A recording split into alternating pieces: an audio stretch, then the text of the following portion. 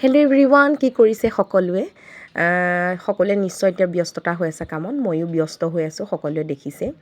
আৰু এইখিনিতে কথা এষাৰ কওঁ, কণ্টেণ্ট ক্ৰিয়েটৰ হিচাপে আমি বিশেষকৈ গৃহিণীসকলে বিভিন্ন ধৰণৰ কণ্টেণ্টবোৰ দিবলগীয়া হয়, নিৰ্দিষ্ট বুলি এটা নাথাকে।